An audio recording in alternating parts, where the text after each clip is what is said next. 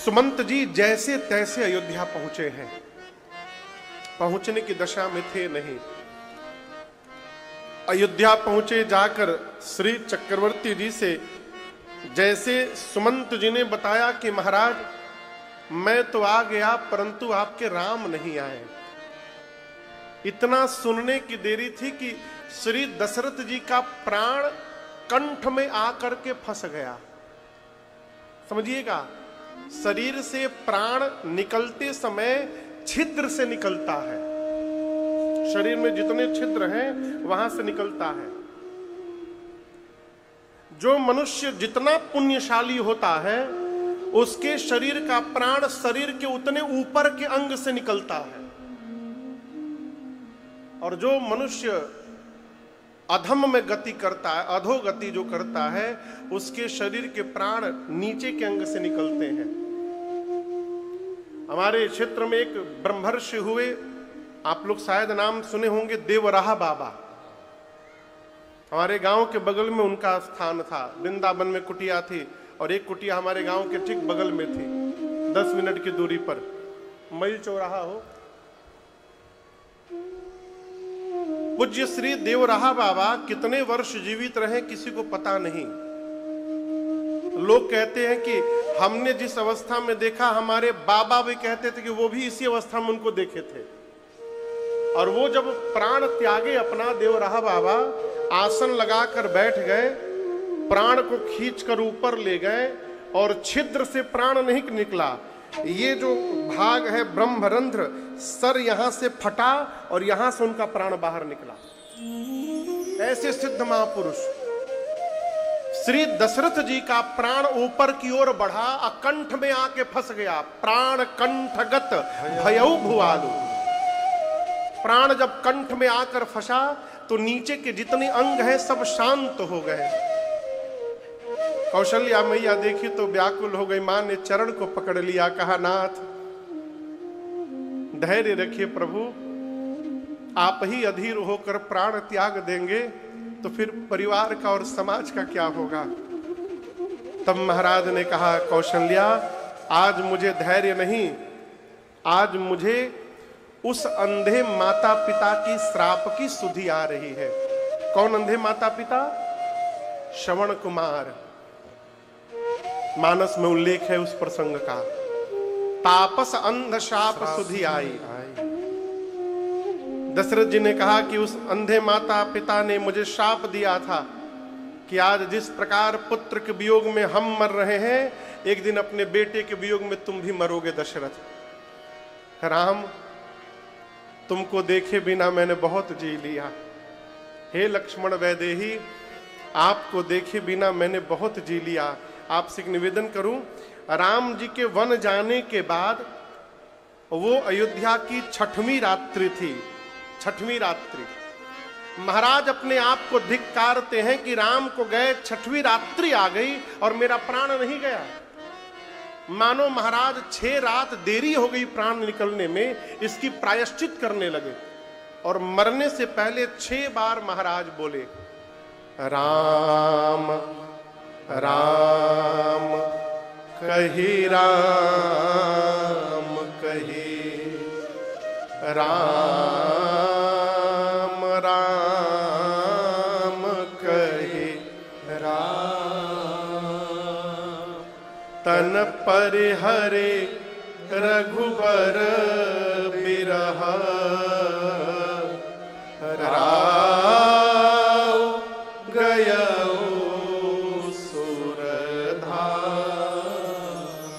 महाराज 6 बार राम राम राम राम राम राम बोले और तुरंत महाराज ने अपने प्राण का त्याग कर दिया। तुरंत जैसे प्राण निकला हो, माताएं विलाप करने लगी। गुरुदेव भगवान आकर ज्ञान उपदेश दिए। नाव देखे ना, नाव में तेल भर करके महाराज के शरीर को उसमें रखा गया। क्यों? 4 पुत्र होने के बाद भी अग्नि देने के लिए कोई पुत्र नहीं है आज। राम लक्ष्मण जी वन चले गए, भरत शत्रुघ्न जी ननिहाल में बैठे हैं। गुरुदेव भगवान ने सेवकों को बुलाकर कहा कि शीघ्र जाओ, भरत जी से केवल इतना कहना कि मैंने याद किया है, यहां जो घटना घटी है बताना मत उनको। सेवक गए, भरत जी को बताए।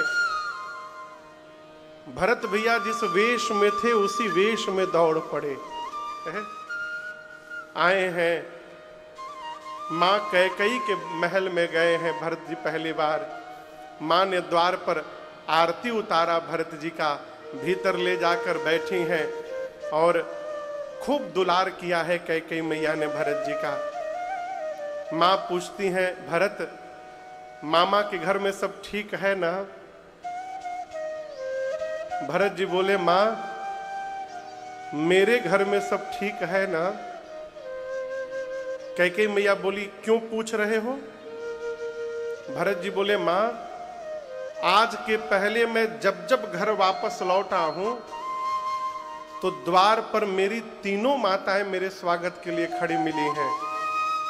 आज पहली बार आप अकेली खड़ी थी मां, मेरे घर में सब कुशल है ना?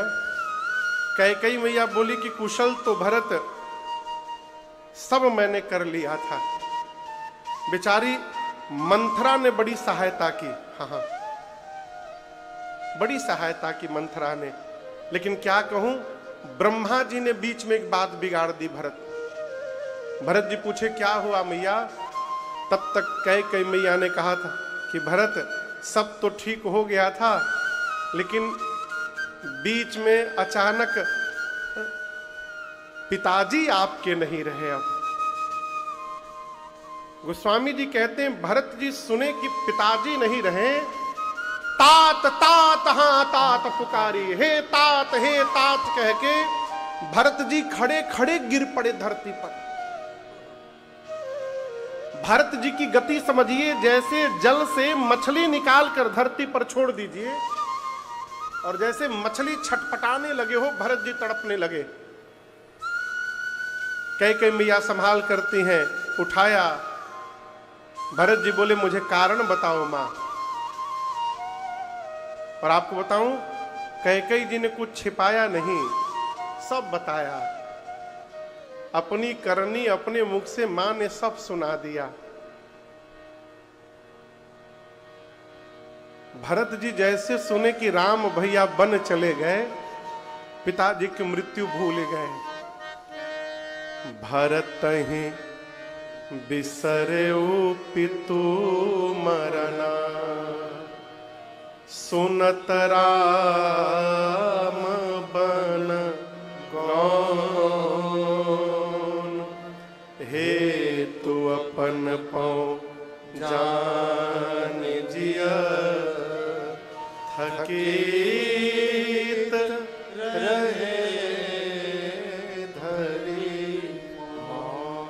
आप कल्पना करिए, कोई आदमी सड़क पर जा रहा हो और पांव फिसल के गिर जाए, उठे तो देखे कि उसका बायां हाथ पूरा छिल गया है, रक्त निकल रहा है। और 2 मिनट बाद पता चले बायां तो केवल छिला है, दाहिना टूट गया है। तो जब ये पता चलता है कि दाहिना टूट गया है तो बाएं हाथ का छिलन भूल जाता है जीव। कहने का अर्थ है, जब जीवन में बड़ा दुख आ जाए तो उसके आगे छोटा दुख समाप्त हो जाता है। भरत भैया तो पहले रो रहे थे कि पिताजी नहीं रहे, और जैसे सुने कि राम भैया बन चले गए, भरत जी पिताजी की मृत्यु भूल गए, स्तब्ध हो गए भरत जी। यहां मां कैकई को बहुत कुछ कहा भरत भैया ने। क्या कहा? भरत जी जाने और गोस्वामी तुलसीदास जी जाने। मानस जी का पाठ कर रहे हैं तब तो इस प्रसंग को पढ़ लिएगा, क्योंकि पाठ में पढ़ना पड़ेगा, अलग से इस प्रसंग को न पढ़िएगा। क्यों? भरत जी ने मां कैकई के लिए जो जो वाक्य कहे हैं, मां वो वाक्य सुनने की अधिकारी नहीं है। भरत जी मां को बहुत कुछ भला बुरा कहे और दौड़ कर गए कौशल्या जी के पास। कौशल्या मैया, यहां दृश्य दर्शन करिए। मां अपने कमरे में बैठी हैं, रो रही हैं।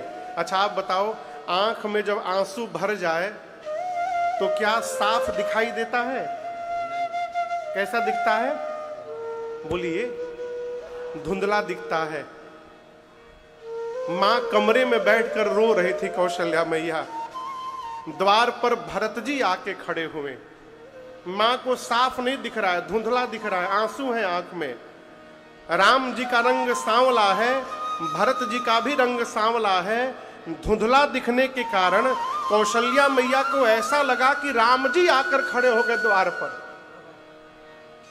और मां ऐसा सोच करके इतनी विह्वल हो गई कि तुरंत बिस्तर से उतरकर राम जी से मिलने के लिए दौड़ पड़ी। लेकिन गोस्वामी जी कहते हैं कि जैसे मां गई, भरत ही देख मां तू उठी धाई, मूर्छित अवनी परी झई आई। दरवाजे के बीच में जाते जाते आधी दूरी तक मां कौशल्या को मूर्छा आ गई और वो मूर्छित होकर धरती पर गिर गई। भरत भी दौड़कर मां के चरणों में लौट गए। मां की मूर्छा गई। आपको बताऊं, गोस्वामी जी लिख रहे हैं कि भरत जी बार बार मां कौशल्या का मांग ऐसे स्पर्श कर रहे हैं, ऐसे मांग देख रहे हैं। मां बोलती है, क्या देख रहे हो? भरत जी बोले, मां आज इस ब्रह्मांड में तेरे इस भरत से बड़ा दूसरा कोई अभागा नहीं होगा। क्यों? जिस बेटे के कारण मां के मांग का सिंदूर समाप्त हो जाए, उससे अधम संतान संसार में और कौन हो सकती है?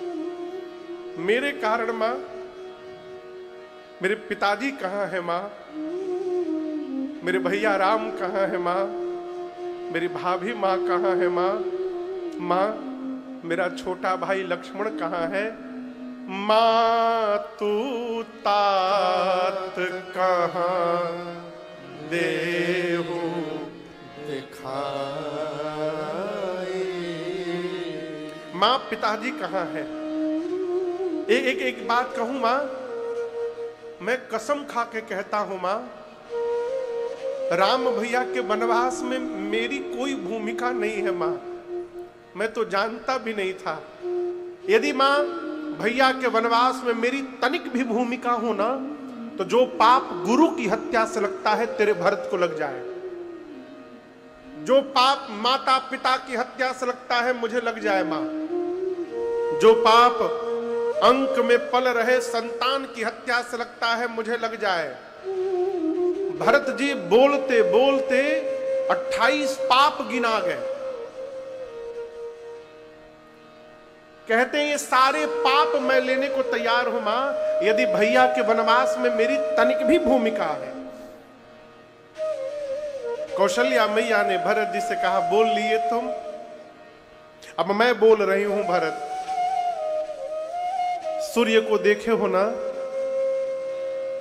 सूर्य के आने के बाद अंधकार समाप्त हो जाता है। परंतु भरत, ये संभव है कि किसी दिन अंधकार ही सूर्य को समाप्त कर डाले। ये संभव है। यह भी संभव है कि जल से निकलने के बाद मछली मरे नहीं, जीवित रह जाए। यह संभव है। यह भी संभव है भरत कि ज्ञान होने के बाद भी मोह समाप्त न हो। यह संभव है। लेकिन मैं एक बात कहूंगी, मेरा भरत अपने भैया राम के विरुद्ध जाकर कोई काम करेगा, ये किसी युग में संभव नहीं है भरत। ऐसा कदापि नहीं हो सकता है। रात भर भरत जी मां की गोद में बैठे रहे और एक ही बात कहते, मां जब जब याद पड़े रघुराई, जब जब याद पड़े रघुराई,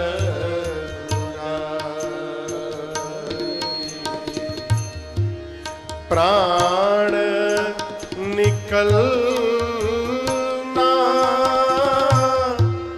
चाहे रे माए,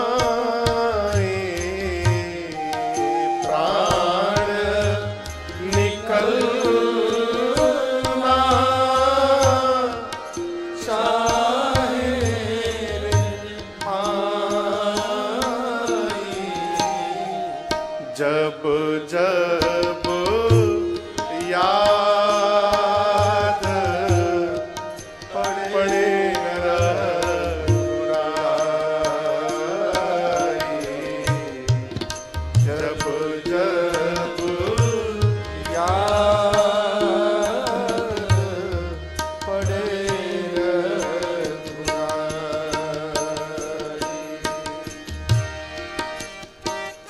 अचानक भरत जी कहे, माँ भैया भाभी और लक्ष्मण पांव में कुछ पहन के गए हैं।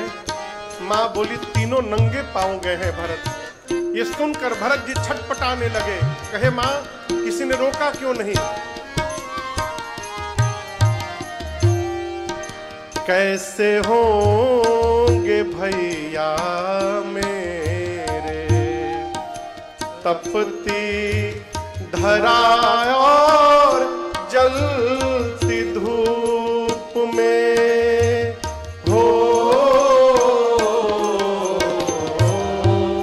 कैसे होंगे भैया मेरे तपती धरा जलती धूप में हो, कंकरीली राहें नंगे पांव भाभी होंगी किस रूप में हो,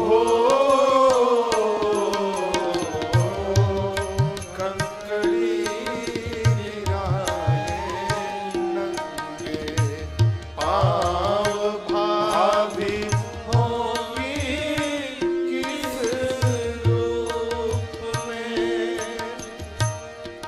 कोई न समझे, कोई न समझे पीर पराई,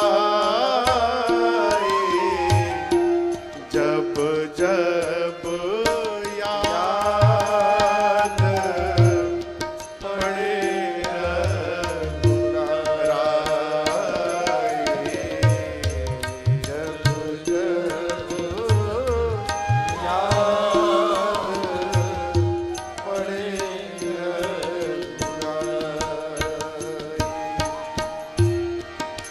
डर लगता है भैया कभी भी हमें ना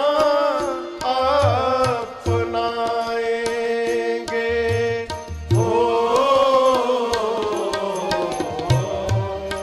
डर लगता है भैया कभी भी हमें ना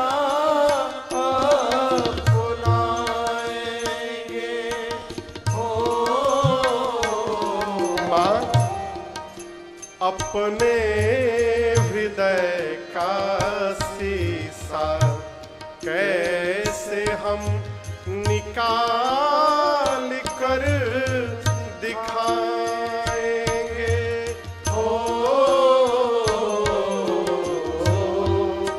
अपने हृदय का शीशा कैसे हम निकाल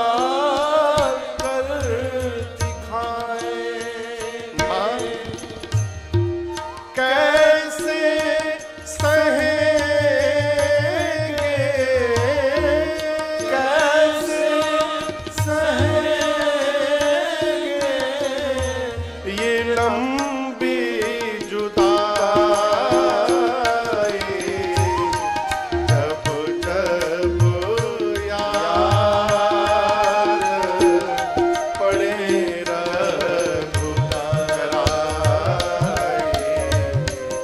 जब जब याद पड़े रघुराई, प्राण निकलना चाहे माई, प्राण निकलना चाहे जब जब याद पड़े रघुराई।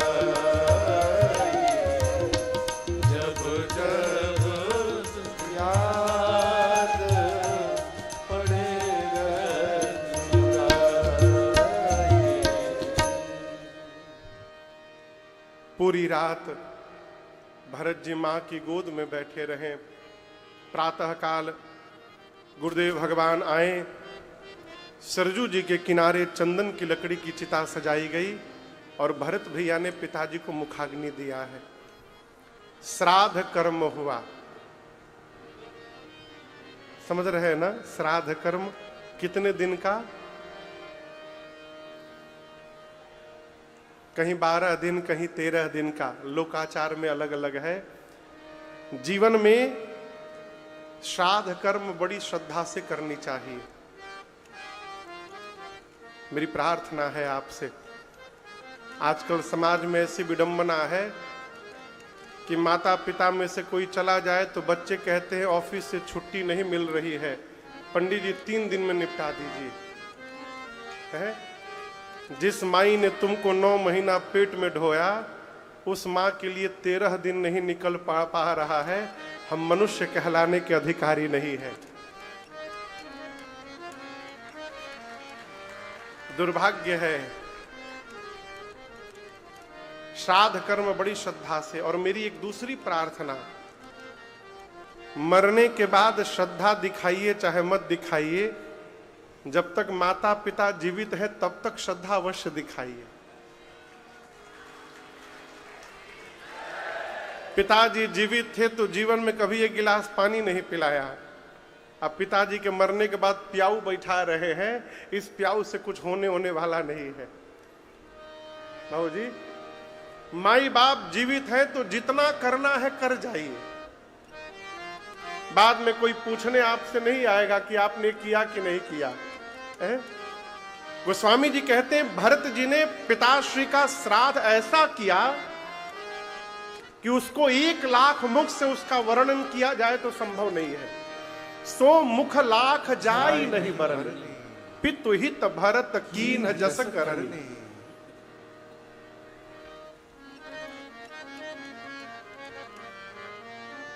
श्राद्ध कर्म के बाद श्रद्धांजलि सभा बैठी।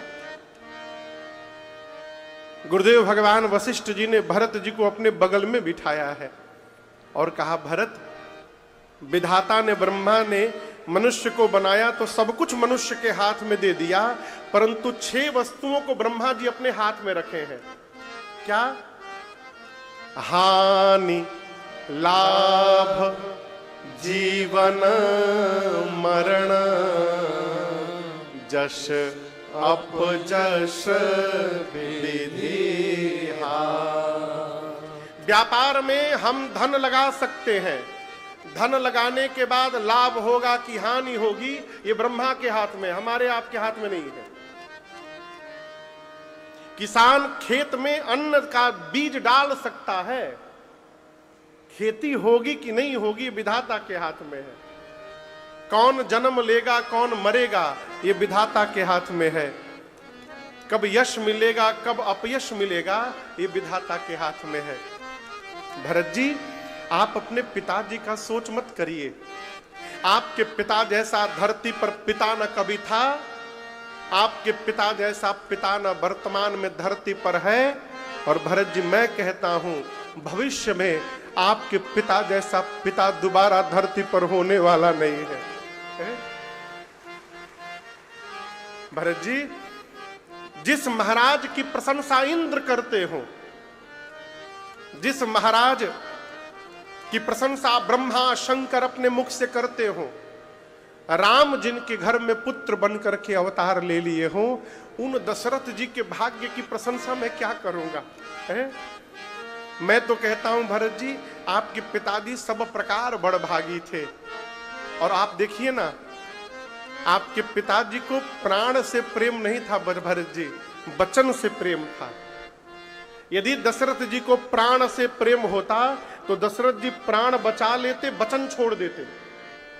लेकिन आपके पिताजी ने वचन को बचाया है, प्राण का त्याग कर दिया। एक वचन मानकर आपके भैया राजा बन चले गए हैं। भरत जी, दूसरा वचन मान करके आप राजा बन जाइए, कोई आपको बुरा नहीं कहेगा। हम तो कहते हैं भरत जी, राम जी भी सुनेंगे तो प्रसन्न हो जाएंगे। सुमंत जी ने भी कहा, कौशल्या जी ने भी कहा, भरत जी खड़े हुए अब और कहें, गुरुदेव आप सब कह रहे हैं कि भैया के वियोग में पिताजी ने प्राण का त्याग कर दिया, यही ना कि मेरे राम भैया के वियोग में पिताजी नहीं रहे। लेकिन ये सत्य नहीं है गुरुदेव। पिताजी चाहते तो सब कुछ छोड़ करके और वन में जहां राम भैया है वहां चले जाते और अपने प्राण को बचा लेते। ये बाध्यता नहीं थी कि पिताजी को अयोध्या में ही रहना था। राम जी बन गए तो पिताजी भी उनके साथ चले जाते, अब प्राण बचा लेते अपना। लेकिन पिताजी ने ऐसा नहीं किया। जानते हैं क्यों गुरुदेव? पिताजी राम भैया के वियोग में नहीं गए।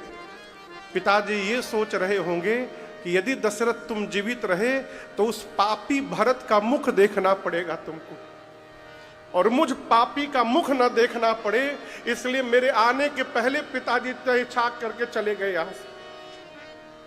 गुरुदेव भैया वन में चले गए, पिताजी देवलोक चले गए, और आप मुझे राजा बनाकर मेरा हित देख रहे हैं। एक प्रश्न करूं मैं गुरुजी? वशिष्ठ जी बोले, पूछो। भरत जी बोले, गुरुदेव स्त्री के शरीर पर सबसे ऊपर जो गहना पहना जाता है मांगटी का, बोलिए, और सबसे नीचे पांव में बिछिया। भरत जी बोले, कोई स्त्री मांग टीका से लेकर बिछिया तक जितने प्रकार के गहने हों सभी पहन ले, लेकिन कोई कपड़ा ना पहने गुरुजी, कैसा लगेगा? बोले, बिना कपड़ा के शरीर का आभूषण व्यर्थ है। भरत जी बोले, अच्छा गुरुदेव, किसी के मन में वैराग्य नहीं है और वो ब्रह्म पर प्रवचन दे रहा है। गुरु जी बोले, बिना वैराग्य के ब्रह्म पर दिया गया उपदेश व्यर्थ है। भरत जी बोले, अच्छा गुरुदेव, शरीर में रोग लगा है तो रोगी शरीर को 56 प्रकार का भोग, बोले व्यर्थ है। अच्छा गुरुदेव, प्रेम नहीं है हृदय में, हम जप तप व्रत पूजा कर रहे हैं। गुरु जी बोले, बिना प्रेम का किया गया जप तप व्रत सब व्यर्थ है। अच्छा गुरुदेव, खूब सुंदर शरीर है परंतु उसमें प्राण नहीं है। गुरु जी बोले, बिना प्राण का शरीर व्यर्थ है भरत, परंतु तुम ये पूछ क्यों रहे हो? भरत जी बोले, गुरुदेव जैसे कपड़े के बिना शरीर का गहना व्यर्थ है, वैराग्य के बिना ब्रह्म पर ज्ञान व्यर्थ है, रोगी शरीर को भोग व्यर्थ है, प्रेम के बिना किया गया जप तप व्रत व्यर्थ है, प्राण के बिना सुंदर शरीर व्यर्थ है। गुरुदेव उसी प्रकार अयोध्या में आप सभी लोग हैं, परंतु यदि मेरे भैया राम नहीं है तो भरत के लिए अयोध्या व्यर्थ है। गुरुदेव इस अयोध्या का कोई अस्तित्व नहीं मेरे लिए, राम भैया के बिना मेरे लिए अयोध्या कुछ नहीं है। आप लोग मुझे राजा बनाने की बात कर रहे हैं। अभी देखिए, मैं राजा नहीं बना, केवल मेरे नाम का प्रस्ताव रखा गया कि भरत राजा बनेगा, नाम सामने आया गुरुदेव, पिताजी मर गए मेरे। कल्पना करिए मैं कितना बड़ा पापी हूं, मेरा नाम आगे आया, पिताजी मर गए, बड़े भैया वन में चले गए। जिस भरत के नाम के आगे आने से इतना उत्पात हो गया, जिस दिन मैं सिंहासन पर बैठ गया गुरुदेव, धरती फट के रसातल में चली जाएगी, बर्दाश्त नहीं कर पाएगी। आप सभी लोग अपनी बात कह दिए, आज्ञा मिले गुरुदेव तो मैं अपनी बात कहना चाहता हूं। मैं क्या चाहता हूं? गुरु जी बोले, जो जो कहना है कह दो।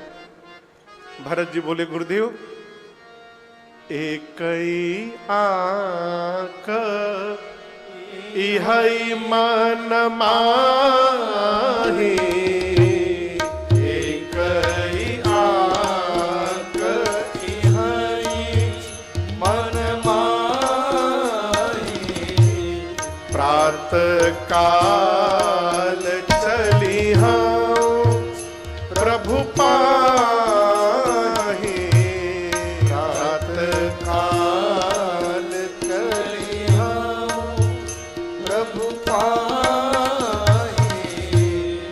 यद्यपि मैं न भाला अपराधी, यद्यपि मैं आन भाला अपराधी, हे मोहि कारण सकल उपाधि, हे मोहि कारण सकल उपाधि, है मोहि कारण सकल उपाधि, है मोहि कारण सकल उपाधि। भरत जी कहते हैं गुरुदेव मैं प्रातः काल भैया के पास वन में जाना चाहता हूं और मैं आपसे अनुमति नहीं मांग रहा हूं गुरुजी, मैं बता रहा हूं कि मैं जा रहा हूं। अनुमति मांगने में भय है, आप मना कर देंगे तो रुकना पड़ जाएगा मुझे। मैं बता रहा हूं कि मैं जा रहा हूं। हम मेरे साथ यदि किसी को चलना है वो चल सकता है। एक बात कहूं गुरुजी, यद्यपि मैं अपराधी हूं, मेरे कारण ही मेरे घर में उत्पात हुआ है, लेकिन एक बात मुझे पता है गुरुदेव, जैसे मैं अपने भैया के सन्मुख जाऊंगा ना, मेरे भैया मेरे सभी अपराधों को क्षमा करके और दौड़कर मुझे अपने हृदय से लगा लेंगे। ये मेरा रघुनाथ जी पर भरोसा है। मोहि रघुबीर भरोस, आपन जानी न त्यागी हहीं, मोहि रघुबीर भरोस। जैसे भरत जी बोले मैं प्रातः काल चित्रकूट जाने वाला हूं, पूरी सभा भरत जी की जय जयकार करने लगी। बोलिए भरतलाल सरकार की जय।